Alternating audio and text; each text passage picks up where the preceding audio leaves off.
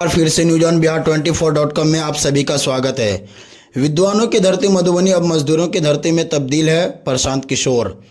अंधाठाड़ी प्रखंड के अलपुरा गांव स्थित सरकारी ITI परिसर में गुरुवार को जन स्वराज पदयात्रा के सूत्रधार प्रशांत किशोर ने प्रेस वार्ता की। प्रेस वार्ता के दौरान उन्होंने बताया कि वे 14 महीनों से बिहार में पदयात्रा पर हैं। वे घूम घूम कर बता रहे हैं कि बिहार की जनता और मतदाता के जागरूक बनने पर ही बिहार की जनता और उनके बच्चों का भविष्य उज्जवल होगा। मतदाता को चाहिए कि वे अपने बच्चों को भविष्य देकर मतदान करें। अगरचे वे ऐसा नहीं करेंगे तो उनके बच्चों का भविष्य अगले 5 वर्ष में भी फिर अंधकार में डूब जाएगा। इसका गुनहगार उनके अभिभावक होंगे। प्रशांत किशोर ने बताया कि अंधाठाड़ी प्रखंड में भी कई कार्यकर्ताओं से उनकी मुलाकात हुई। उनसे वे इस क्षेत्र की समस्याओं से अवगत हुए। सच है कि जब तक वे खुद जागरूक नहीं होंगे तब तक उनकी और बिहार की दशा नहीं सुधरेगी। उन्होंने यह भी बताया कि उन्होंने यूथ क्लब का गठन बनवा रहे हैं। पंचायत स्तर पर भी यूथ क्लब का गठन किया जा रहा है। इनसे सभी युवा लड़के लड़कियों को जुड़वा रहे हैं। मार्फत इनके वे युवा लीडरशिप को प्रोत्साहित कर पंचायत स्तरीय कार्यकर्ता तैयार करने का उनका प्रयास है।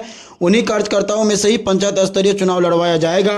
प्रशांत किशोर का कहना है कि विद्वानों की धरती मधुबनी अब मजदूरों की धरती में तब्दील हो रही है। यहाँ के बच्चे पलायन करके अधिकांशतः मजदूर बन रहे हैं।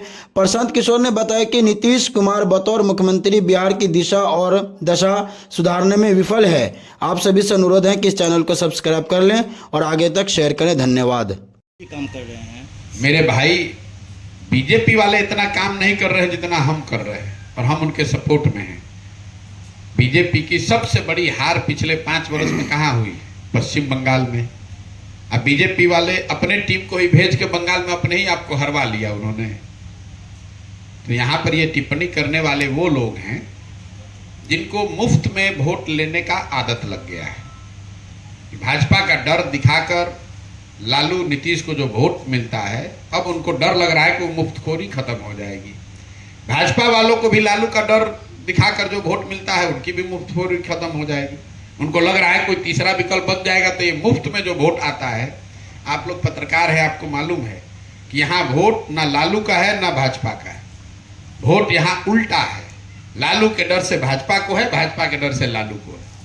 तो ये डर वाला मुफ्त वाला जो वोट है ये कहीं खिसक ना जाए, इसलिए ये घबराहट है। हम तो दलें नहीं बनाए हैं, इतना काहे घबरा रहे हो भाई? हम तो नहीं चुनाव लड़ रहे। आप इतना कमजोर समझते हैं, हम इतने कमजोर नहीं हैं कि हम इनके प्रयासों से रुक जाएंगे। ये बिहार में, बिहार के कुछ हिस्सों के शेर हैं।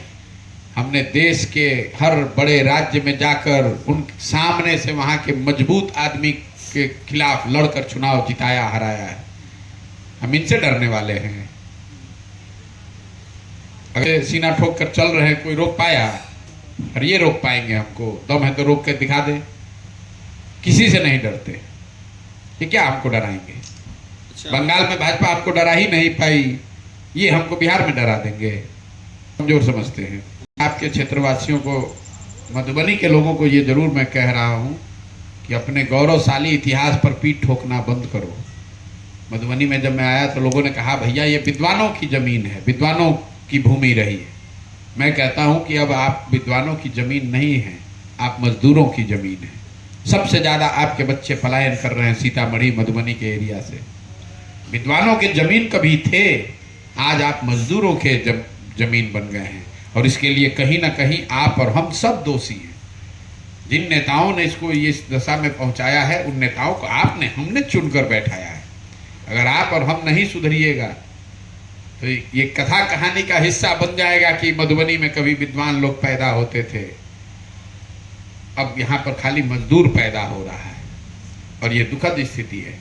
यहाँ का इंटेलेक्चुअल कैपिटल है, उसमें कहीं कोई दो मत नहीं है। घर घर में लोगों ने पांडुलिपि लिख के रखी हुई है, लेकिन वो चीजें, वो सब चीज बर्बाद हो गई। अब उन्हीं घरों से पांडुलिपि नहीं लिखी जा रही है, मजदूर लिखे बनाकर भेजे जा रहे हैं। उन्हीं घरों से अब मजदूर बनकर निकल रहे हैं। पांडुलिपि लिखने वाले और कविता लिखने वाले और इतिहास लिखने वाले लोग नहीं पैदा हो रहे हैं।